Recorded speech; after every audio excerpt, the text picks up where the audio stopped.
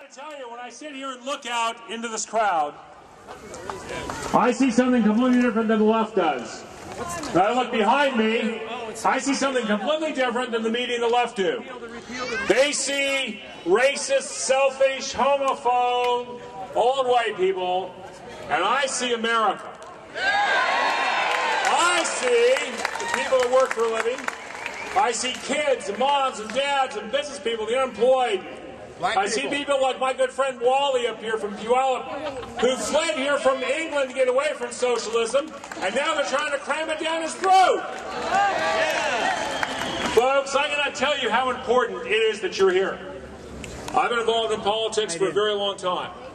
And I can tell you this, if you go over just past a year ago, after the election of Barack Obama, the media was talking about, oh, he's going to change America, and politics are different, and the Republicans are dead, and Obama's inevitable, and we're going to live in this new democratic world, blah, blah, blah, and the Democrats were happy, and the Republicans were dispirited, and then came the Tea Party.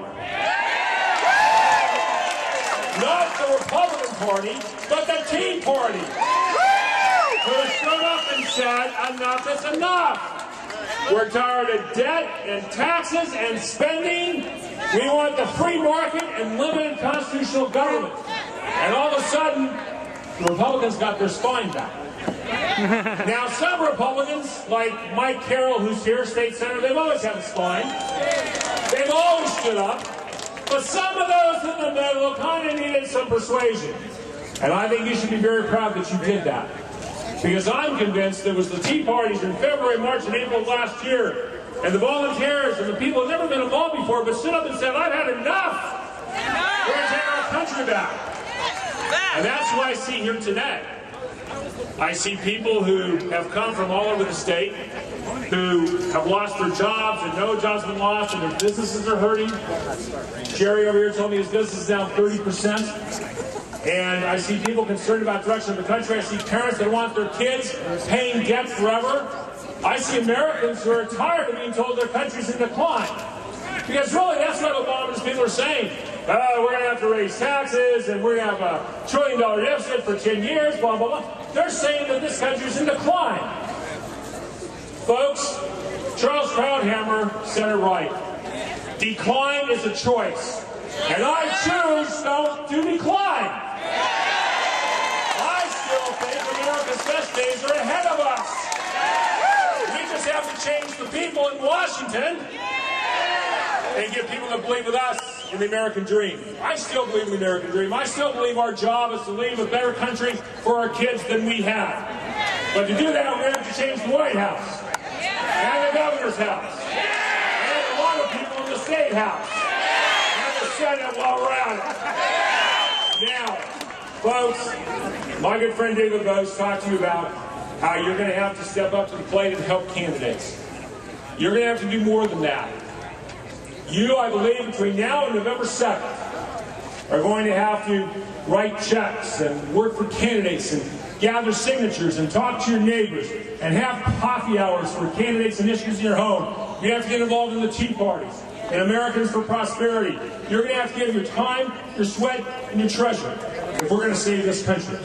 Are you up to that? Are you looking at that? Because I'm going to tell you, the good people of America have all too often broken out in rebellion and spoken out in words, and then when the elections were held and the candidates elected, they all went home thinking, oh, we elected them to take care of that. That's their job.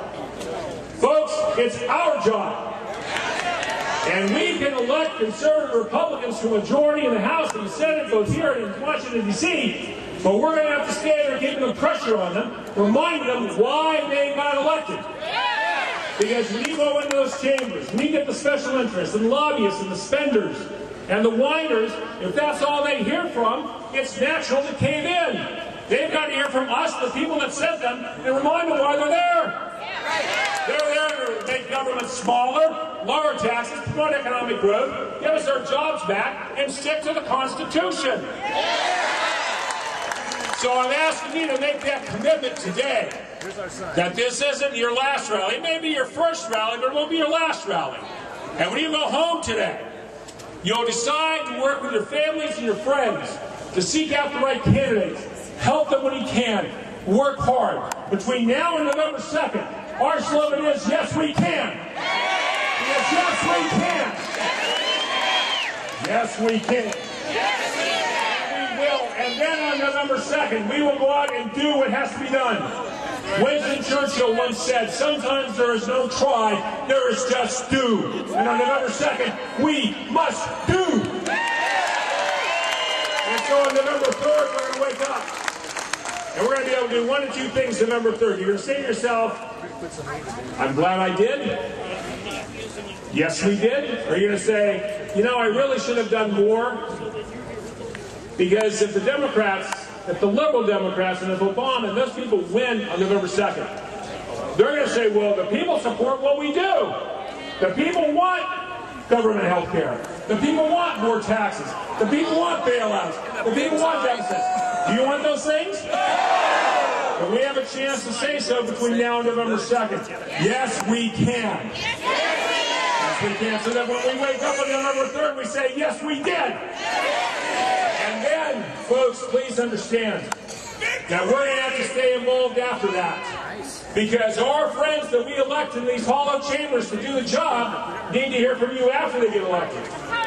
They need to be corrected when they're wrong, and they need to be thanked when they're right. We need to call thank you for cutting taxes. Thank you for cutting government. Thank you for listening to the Constitution. Thank you for doing your job. We need to do that. So what you've signed on for here, if you are serious about taking back our country, if you're serious about this, you've signed up for a lifetime of being a citizen of a free republic and doing what we can do to take our country back. Are you with me? Yeah! All right. Ladies and gentlemen, I want to thank you all for coming. I've got to go to Moses Lake, so I'm going to depart. Don't think I'm leaving because I'm not committed. I'm driving to Moses Lake for their tea party, and I think the sun's out in Moses Lake. But I want to thank you all because you do not know what it means to someone involved in politics to see all of you here.